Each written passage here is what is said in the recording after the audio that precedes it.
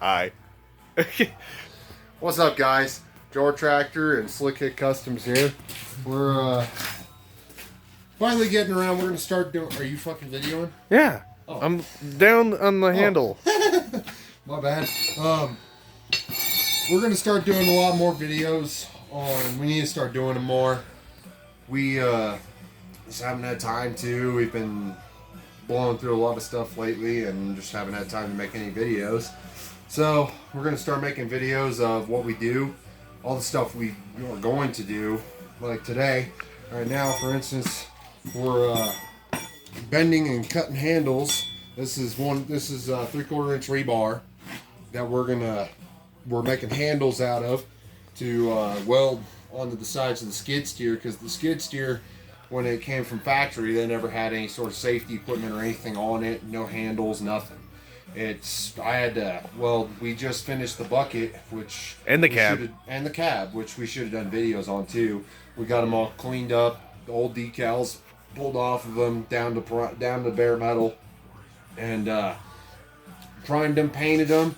I welded on the bucket. I put a brand new step on it, welded some hooks on it, because those old buckets from back in the early 80s, late 70s, early 80s, never had any steps of any sort or hooks, and I was getting really tired of climbing up into the skid steer and falling off every time I climb up, especially in the winter time when it gets icy.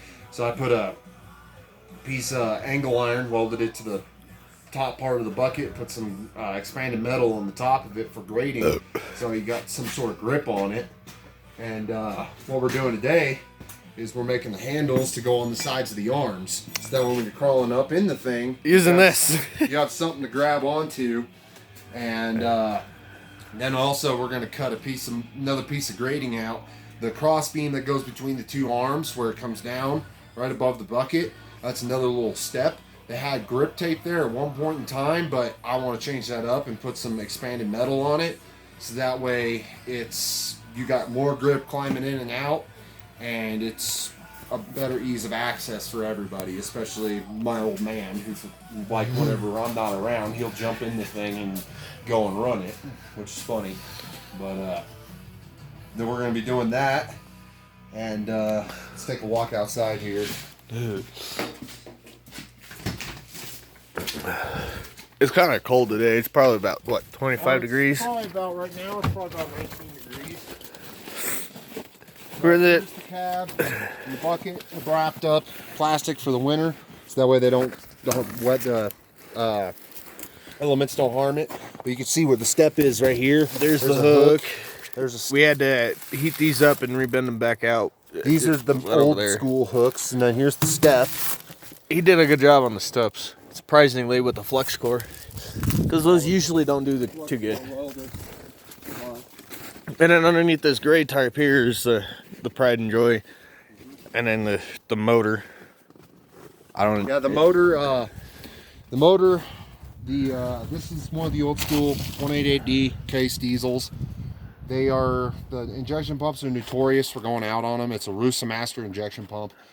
I've never rebuilt an injection pump, never had the means to, and I've gotten prices from probably about 16 different people, and I'm to the point I am just going to rebuild it. I've rebuilt a lot of different stuff.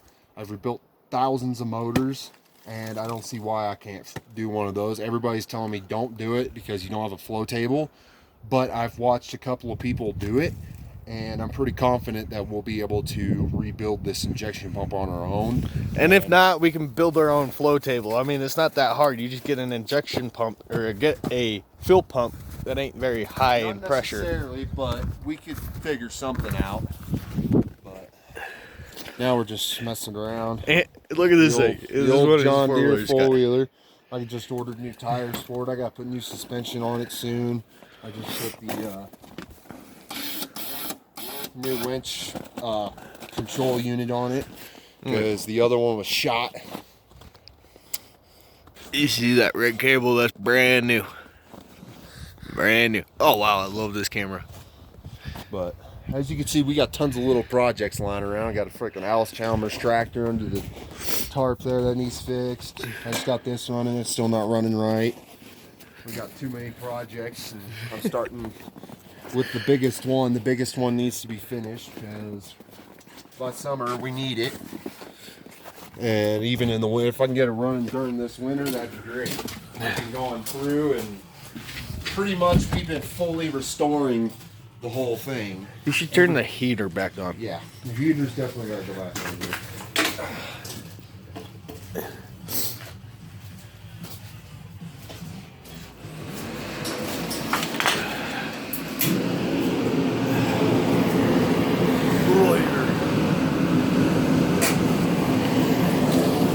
Oh, that's nice. Need to melt the snow in my boot. Out in Yoder, we don't have this goddamn much snow. I used to live up here, but being out in Yoder for a summer kind of adapted. I adapted to the weather out there. Oh, yeah. So it's like 10 times colder coming up here. Right? No doubt.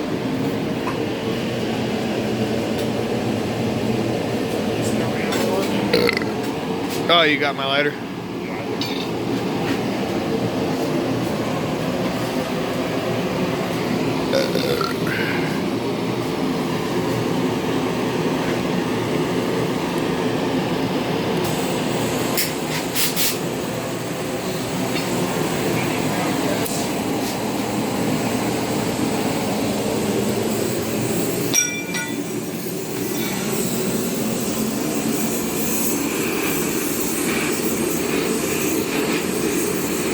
All you got to do is heat up the rebar just ever so slightly, and Not ever so slightly. Gotta get this sucker red hot. I mean, this is 3/4 inch rebar, so it takes quite a bit of heat to get her heated up and to get it bent.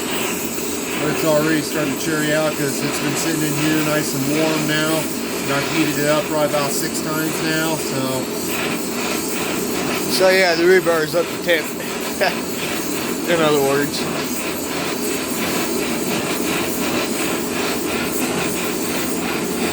I have to come over here and hold it again, Joe.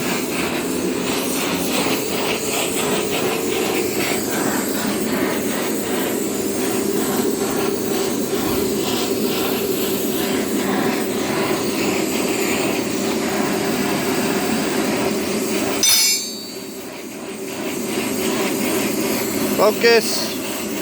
Thank you. Yeah, having a hard time focusing with the flame. Nah, this is the first time. It isn't clear. Hold on.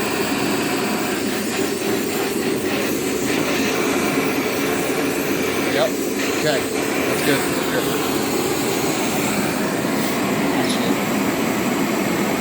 Good job. In.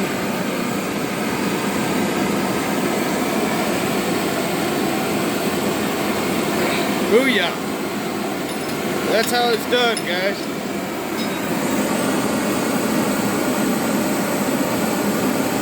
Perfect. And now we're going to heat the other side up and then cut it off.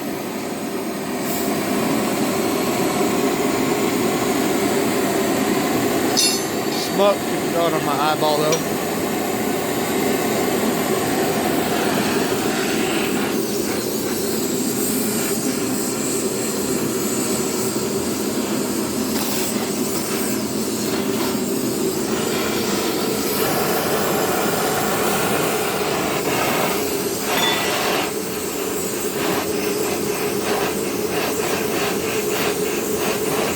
Everybody's probably going to criticize me. Yeah, I need to measure it, yada yada.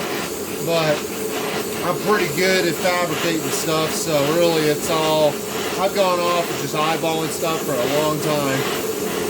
It's the German's way of measuring shit. Yep. It does look good.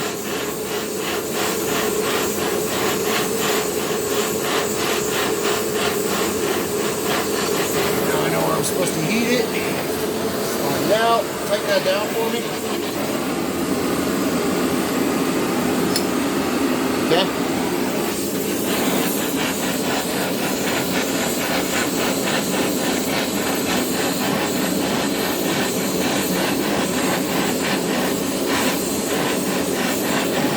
get this sucker red hot. So that way you got enough time to work with it. Get it all done in one shot. The first one we had to heat it up and redo it and get it straight. This one we're gonna get it on the first try. All right, Jeff.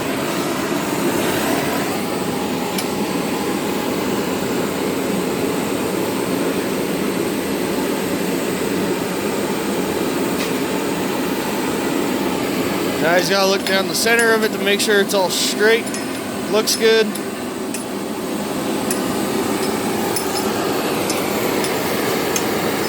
Blue flame is the hottest.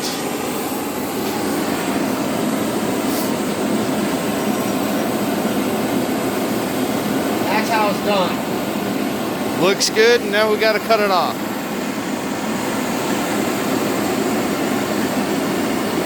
So you know what?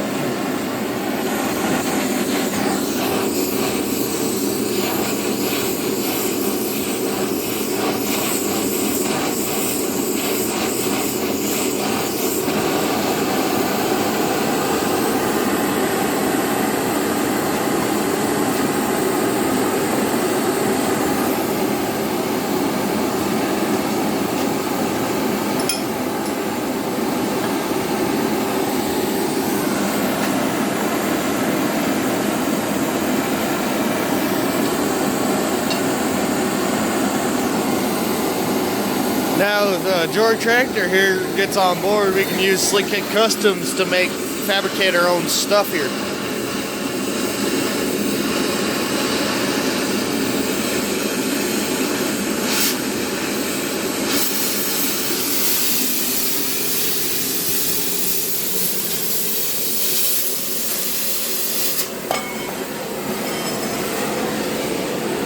Voila, another one. And then we'll grind them up, get them all smooth, and then we'll grind the front of the skid loader, get these attached. Yep. We got to grind these down a little bit, possibly do a little bit more cutting on them. I can already tell that one we might have to do a little bit more cutting on, just because you look at it, that one needs to be trimmed down a little bit, but it's got a rough shape of it. As long as they're both about the same size, I'm happy, which they are. And the grinder will take care of the rest of that. Grinder will take down all the nasty stuff to it. And there's enough extra, so if we needed to, we can make more handles or do something else. One more handle or something. I was thinking about making one to weld onto the back of the back hatch, so that way it's easier to, like, when you pull the pins on it, and that way you got a handle to grab onto and swing the door open. Yeah, I would do that. So, but alrighty guys, we'll have another video here in a little bit when we get on to welding on the handles themselves to the skid, and we'll show you what we're doing then.